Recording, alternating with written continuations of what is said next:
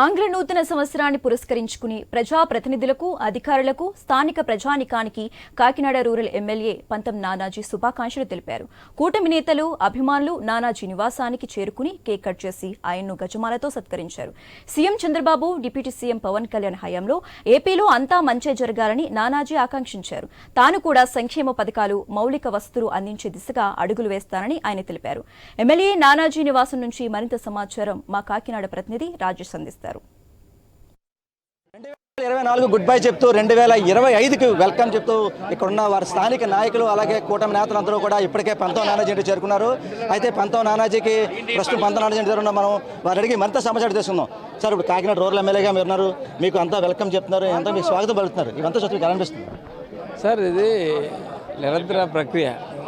మేము ఎప్పుడు జనాల్లోనే ఉంటాం, జనంతో ఉంటాం, ఎప్పుడు జనంతో ఉంటాం.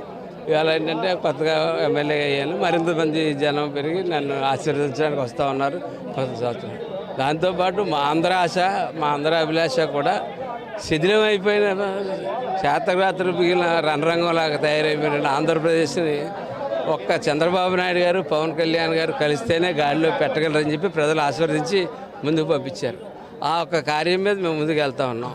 ఈ సంవత్సరం పెద్ద ఎత్తున అభివృద్ధి కార్యక్రమాలు తిరిగి రాష్ట్రాన్ని సస్యశ్యామలంగా చేసే దిశగా ఈ సంవత్సరం పూర్తి పునాదులు పడతాయి.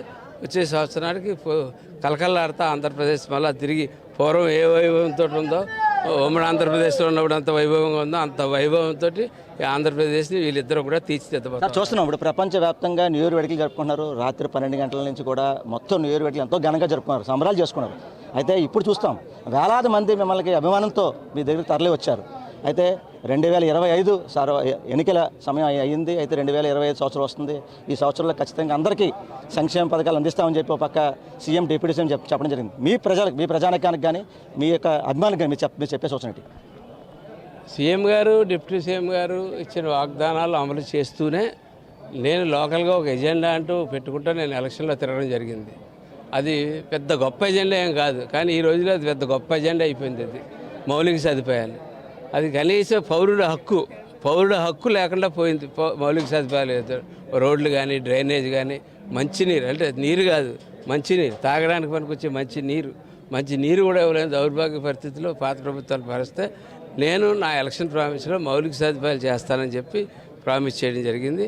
అలాగే విద్యా వైద్యం మీద శ్రద్ధ పెడతానని చెప్పాను. అట్లాగే కాకినాడలో బీచ్ని సర్వసంధీకరణ చేస్తామని చెప్పి మాట ఇచ్చాను. అలాగే ఐపీఎల్ స్థాయిలో ఒక క్రికెట్ స్టేడియం కాకినాడలో ఉండాలి, దాని గురించి కృషి చేస్తానని చెప్పాను. చెప్పిన ప్రతి పని కూడా ఒక్క డ్రైన్స్ ఇంకా మార్చి దాకా పట్టచ్చు. మిగిలిన ప్రతి పని 105 రోడ్లు కడప రూరల్ మండలంలోని, 65 రోడ్లు వేళ రూరల్ మండలంలోని, కడప మండలంలోని వేయడం జరిగింది. అట్లాగే ఈవేళ ఆల్రెడీ 2-3 కోట్లు పెట్టి మంచినీరుకి, గ్రామ సచివాలయాలకి స్టాంప్ డ్యూటీ డబ్బులు అయితే ఏంటి, ఇతర డబ్బులు అయితే ఆ డబ్బులతోటి మంచినీటి సదుపాయం మీద దృష్టి పెట్టడం జరిగింది. 145 ట్యాంకులని ఈవేళ శుభ్రంగా కడిగి వాష్ చేసి, వాటర్ చూస్తే బ్రహ్మాండంగా ఉంది. వాటర్ వాష్ చేస్తే అది కొన్ని సంవత్సరాల నుంచి వాషింగ్ కూడా చేయలేదు ట్యాంకులు. దానికి మెట్లు కూడా లేవు. ఆశ్చర్యం ఏంటంటే మెట్లు లేకుండా ఎలా వాష్ చేస్తారు? అసలు చాలా ట్యాంకులు మెట్లు కూడా లేవు. అటువంటి పరిస్థితి నుంచి అట్లన్నింటినీ రిపేర్లు చేసుకుంటా చేస్తే శుభ్రంగా వాష్ చేసి క్లోరినేషన్ చేస్తే మంచి వాటర్ వస్తుంది. కానీ తీరా మన ఇంటికి చేరుతులకు మంచి వాటర్ రావట్లా. ఆ మంచి వాటర్ రావడాలంటే చేయాల్సింది ఏంటంటే పైప్ లైన్లు మార్చుకోవాలా, డ్రైన్లు పైప్ లైన్లు కలిసిపోయించేట్టు సరి చేసుకోవాలా. ఇటువంటి డిపార్ట్మెంట్లు దాన్ని కూడా ఎప్పటికప్పుడు డిపార్ట్మెంట్ కూడా సహకారంతో చేస్తా ఉన్నాం. ఈవేళ సుమారు 2 మండలాలు కలిపి 25 కోట్లకి ఎస్టిమేషన్ వేయడం జరిగింది. అందులో ఒక 8 కోట్లు 9 కోట్లు జలజీవన్ మిషన్తో నడుస్తుంది. మిగిలిన డబ్బులు అన్ని పంచాయతీల్లో అన్ని చోట తాత్కాలికమైన పనులు పక్కన పెట్టి ముందు మంచినీరు ప్రధాన ఎజెండాగా పెట్టుకుని ఉన్నాం. మేము మార్చి నాటికి టోటల్ పైప్ లైన్లు మార్చి మంచినీరు ఇవ్వడం జరుగుతుంది. పంతం నానాజీ రూరల్ ఎమ్మెల్యేగా ఉన్నారు. వారు 70,000 మెజార్టీతో పైబడి మేము ప్రజానికాన్ని మిమ్మల్ని గెలుపొందించారు. అయితే ఇదంతా చూసుకుంటే మీరు స్థానికంగా ఉన్న యువతకు కానీ, మహిళకు కానీ మీరు ఇచ్చే భరోసా ఏంటి? ఒకటే భరోసా, వాళ్ళు ఉద్యోగ భద్రత ఇస్తాం, వాళ్ళు చదువుకున్న దానికి ఉద్యోగ భద్రత ఇవ్వడానికి ప్రయత్నం చేస్తాం. కంపెనీస్ తీసుకొస్తాం, అనేక ఉద్యోగాలు తీసుకొచ్చి సాఫ్ట్వేర్ కంపెనీలు కూడా ముందుకు తీసుకురావడం జరుగుతూ ఉంటుంది. ముందు మౌలిక సదుపాయాలు అంటూ మన ప్రజలకే లేనప్పుడు వేరే కంపెనీస్కి మౌలిక సదుపాయాలు ఎక్కడ కలగజేస్తాం? ముందు మన ప్రజలకు చేసి వచ్చే కంపెనీస్ అన్నిటికీ మౌలిక సదుపాయాలు కలగజేస్తే బ్రహ్మాండమైన కంపెనీస్ వస్తాయి. ఏపీ టూరిజంలో లెక్కేసుకుంటే కాకినాడ నుంచి ఉప్పాడ సర్వసుందరంగా తీర్చిదిద్దుతుంది పవన్ కళ్యాణ్ గారి యొక్క ఆధ్వర్యంలో. అదే పెద్ద టూరిజం సెంటర్గా పెద్ద హబ్గా తయారవబోతూ ఉంది. అలాగే కాకినాడ పిఠాపురం కూడా కలిసిపోయే పరిస్థితి కనపడతా ఉంది ప్రతి చోట. పవన్ కళ్యాణ్ గారు అనేక ఇన్స్టిట్యూట్స్ ఈ కాకినాడ జిల్లాకు తీసుకొస్తా ఉన్నారు. వారందరూ కూడా కాకినాడ డెవలప్మెంట్కి, అలాగే స్మార్ట్ సిటీకి కూడా ఎక్స్టెన్షన్ చేశారు, కానీ ప్రీవియస్ వర్క్స్ చేశారు.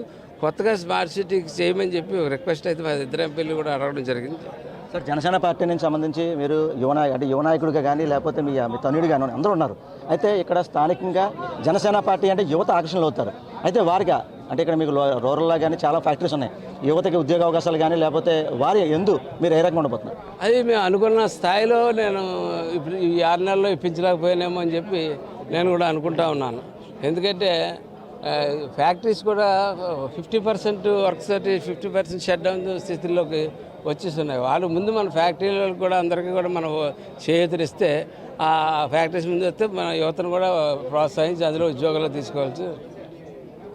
అయితే చూసాం ఏవైతే జనసేన రూరల్ ఎమ్మెల్యే పంతం నానాజీ ఇంటికి ప్రపంచవ్యాప్తంగా జరుపుకుంటున్న న్యూ ఇయర్ వేడుకలు ఎంతో ఘనంగా జరుపుకున్నారు. అయితే కాకినాడ రూరల్ ఎమ్మెల్యే ఇంటికి వేలాది మంది పక్క వారి అభిమానులు కానీ జనసేన నాయకులు కూటమి నాయకులు తరలి వచ్చే పరిస్థితి కనపడింది. అయితే మొత్తంగా చూస్తే ఏవైతే కాకినాడ రూరల్లో ఉన్న నేను గతంలోనే అంటే ప్రతిపక్షంలో ఉన్నప్పుడు కూడా ఏవైతే మౌలిక సదుపాయాల కోసం ప్రజానికానికి అందరికీ భరోసా కల్పించాను, అలాగే ఏవైతే మౌలిక సదుపాయాల మీద నేను పోరాడతానో అలాగే వాళ్ళందరికీ ఇచ్చిన భరోసా ప్రతిదీ నెరవేర్స్తానని చెప్పి ఎవరైతే కాకినాడ రూరల్ ఎమ్మెల్యే పంతం నానాజీ చెప్పే పరిస్థితి కనపడుతుంది. ఇదే కొన్ని తాజా పరిస్థితి.